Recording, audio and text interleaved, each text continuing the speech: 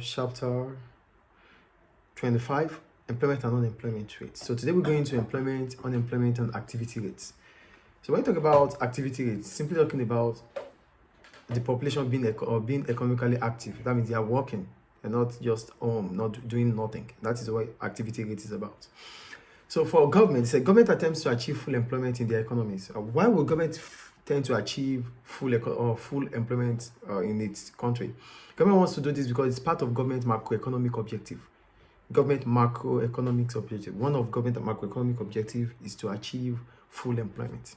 So yeah, government attempts to achieve full employment as it is one of the macroeconomic objective. And unemployment represents a significant cost. Therefore, reducing it will be considered economically desirable. If there is unemployment, it's a social vices. It means vandalism will increase. A lot of things will happen because people are idle. And an idle mind is a devil workshop, like they used to say. So people become, when they are idle, they think on the other side. They don't think about their potentials, what they could do. So this means every now and then, government of the country would find a way to stop these things. So that's why it's important. It's economically desirable for any country to ensure that its working population are fully employed. So who are those government usually targets? Mostly government targets the women and the old workers. Why the women? I wrote. Women, they tend to have lower activity rates based on lack of educational opportunities and cultural views, mostly in North African regions. However, many governments are adopting policies to increase female participation rates, as this will increase GDP and economic growth. So most of the time, especially in North Africa, the perception of women working is the cultural view of women working is like, no, they are not supposed to work. It's a cultural view or maybe a religious view about it. So it means that in most North African countries, they have high unemployed women. Maybe truth, which can also be lack of educational opportunity. They might not be able to to further more because they feel like, why do we have to further more? The view. But I believe with the situation on ground now, with globalization, government start thinking about how to get them engaged, involved. So now we have women being prime minister, women even in North Africa being minister for maybe foreign affairs and the rest. Women rights. So the point is, government will try to ensure that women start being active in the economy, because if women are active, it increases the GDP of the country. So that's about women. Then we go to the older workers. For older workers, it's simply talking about, government have to pay pensions when workers reach state retirement age, because when they are retired Above 65. above 65 upward. It depends on the country anyway. So the point is, as soon as you are retired, you government have to pay the social benefit like state pension for government employees. So this is considered as an expenses for government. Do you understand? So I wrote, this increases government spending on welfare benefit. However, government in most developed economies are trying to raise the retirement age. So instead of people just getting to 60 and they have the ability to work, they just get retired, which brings about government paying more. So government these days try to increase the retirement age so that they can still be at work and they can still be active instead of getting paid at their earliest age. So do you get the point or not? Yes. If people retires earlier, it means the supply of labor would reduce. And if supply of labor reduces, it means workers will not be available for firms, and government will have to increase its spending on social benefits. Do you understand the point I'm making? Yes. Okay. So mostly government would want to try to ensure that the retirement age increases so that people can still be active and it helps the economy.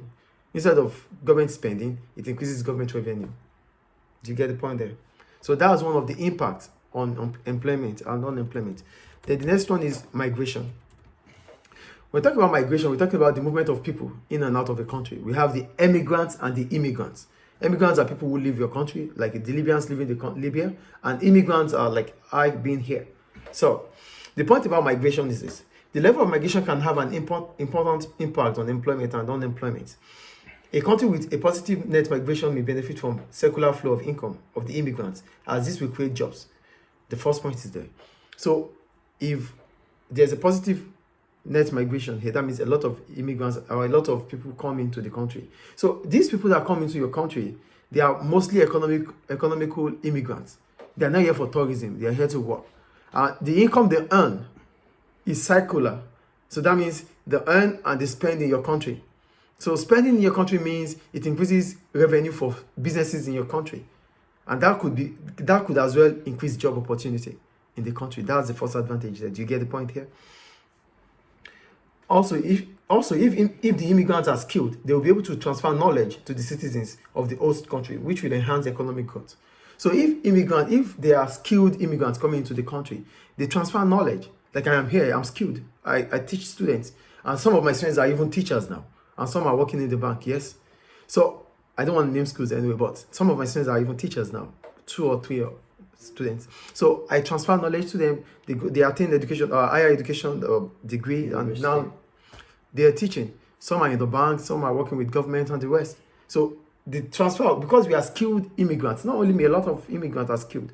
Because they are skilled, when they come into the country, they transfer the knowledge, the skills they have to improve the economy of the country. So that's another importance there.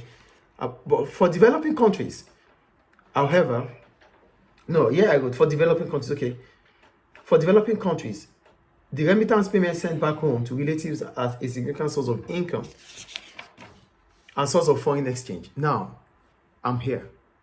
Whatever I make, I transfer. It's remitted back to my country. Yes or no? So it means in my country, it's a source of income for my country and a source of foreign exchange, because it's going to be the Libyan dinars transferred to the naira. So there's exchange rates in between. Yes or no? So it means it's also a significant amount of money that goes into the Nigerian economy to my remittance and others who live here or abroad in any other country. They remit money back to their home.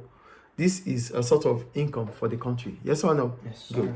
But the problem about me being here is that if a lot of me are out of Nigeria, it is called capital flight. So we live in our country with our skills, going to other countries. So in the long term, it's not beneficial for the country. Why?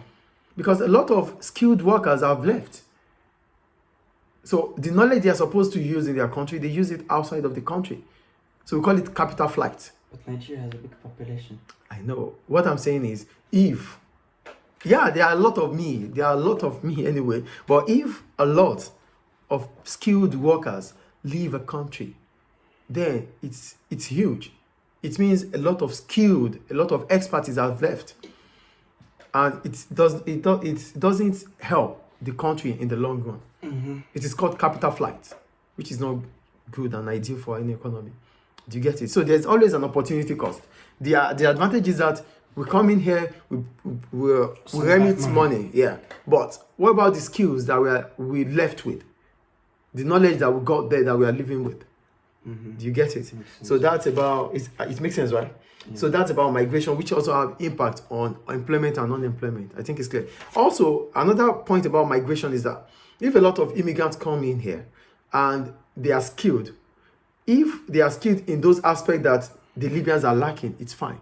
But if they are still coming with the same knowledge and skills of the Libyans, then what's the point being here? It will make the market to be saturated.